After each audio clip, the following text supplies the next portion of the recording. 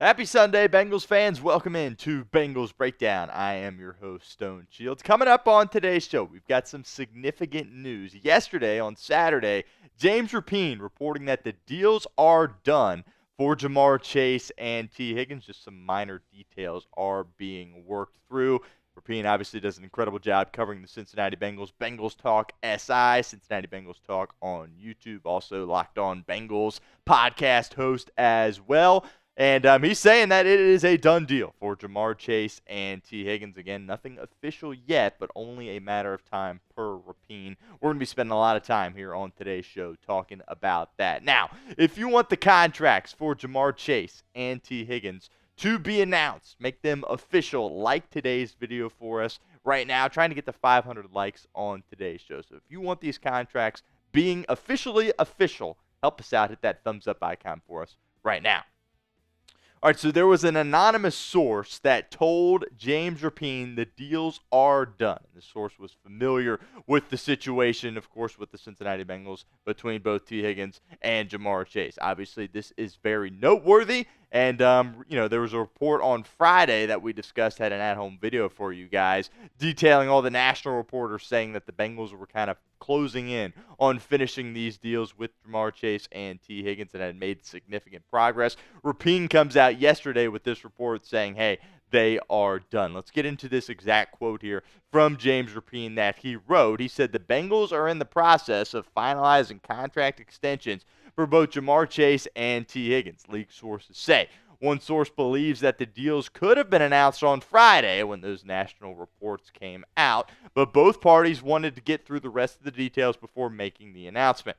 Expect both contracts to be finalized in the near future. Exact details on the salaries and structure will look what they will look like are unknown at this time, but both sides are working on relatively minor details, and everyone involved expects the contracts to be finalized soon.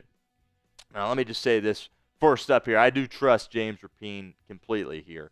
Again, nobody else nationally has come in and said anything since the reports from Friday, and nobody else locally, as of filming, has come out and kind of backed up these reports from James Rapien. But Rapien is very much always on top of this, and he always seemingly gets the information first. So I do trust James Rapien here completely. I think it is fair to trust that these things are getting done, just only a matter of time before it is official. The biggest update between what we talked about on Friday from all those national reporters, remember Pelissero, Schefter, Rappaport, Diana Rossini, all saying the Bengals had made significant progress when it came to long-term deals for both Chase and Higgins. The biggest development, I would say, after this report from James Rapien is that one source told him the deals are done. That really is the only new information, on top of the fact that he said it could have been announced on Friday.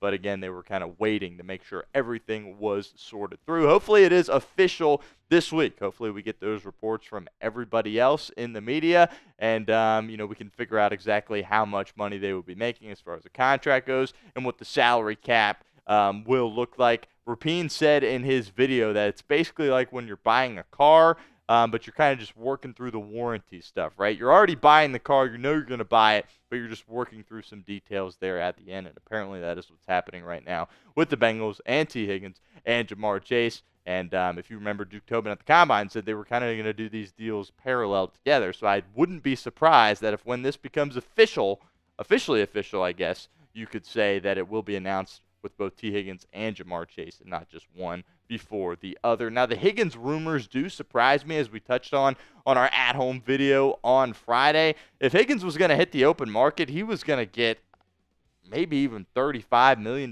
per year, and a lot of these reports seemingly think that Higgins is only going to be in the high 20s. If so, that is a massive break for the Cincinnati Bengals, and we'll find out more, obviously, when this becomes official. But the Higgins rumors do kind of surprise me a bit, because, again, on the open market, he was going to make at least 30.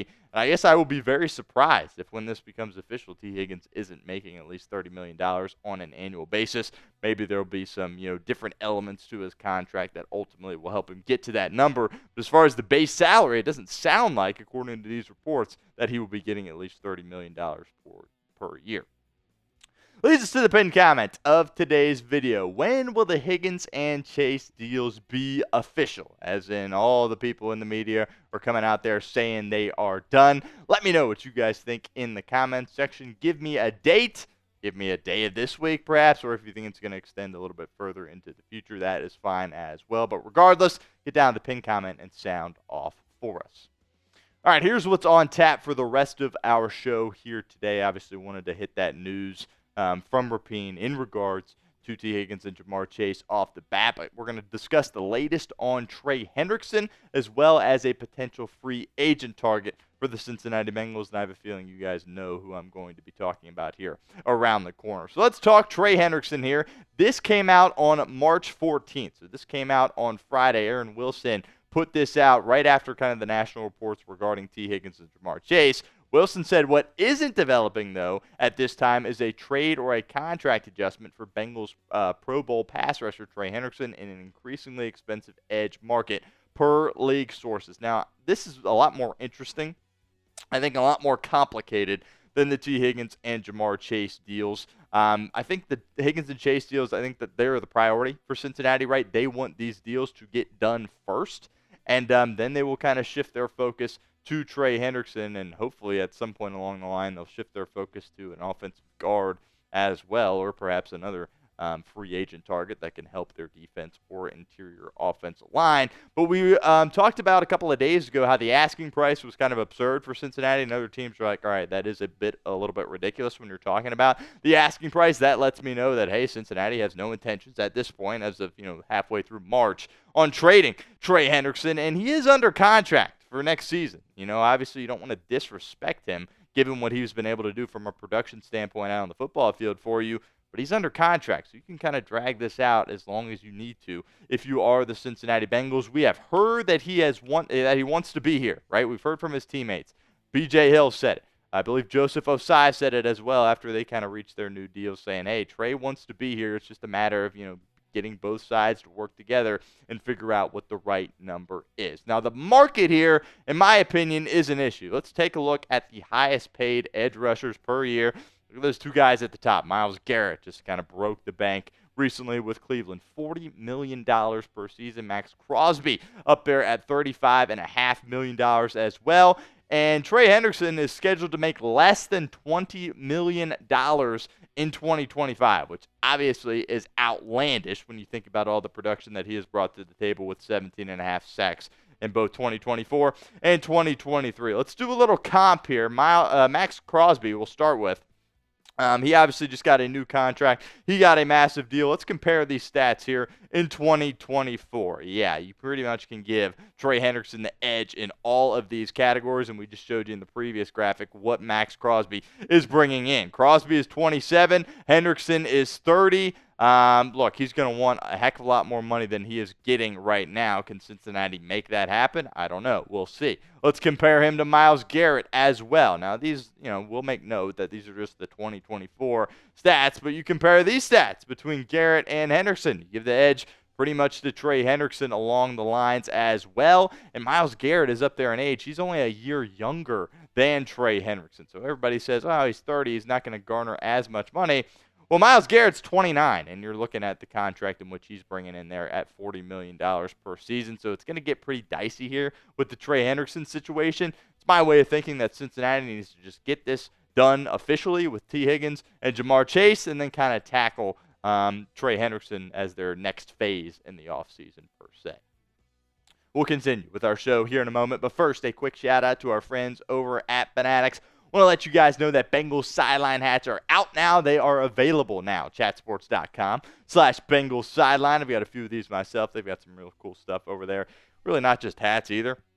Had some great deals on all kinds of Cincinnati Bengals swag that you can get here this offseason. They've got sweatshirts, they got hoodies, they got quarter zips, you name it. But these hats, really want to encourage you guys to go over there and check them out. By the way, that link will be in the comment section and the description of today's show. That's chatsports.com/Bengals Sideline.